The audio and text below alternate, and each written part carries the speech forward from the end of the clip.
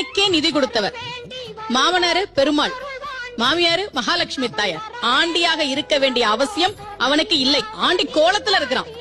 அந்த கோலத்தில் தன்னை வந்து வணங்குகிற பக்தர்களுக்கு ராஜபோக வாழ்க்கையை தரக்கூடியவன் தான் பழனிமலையில இருக்கக்கூடிய முருகப்பெருமான்.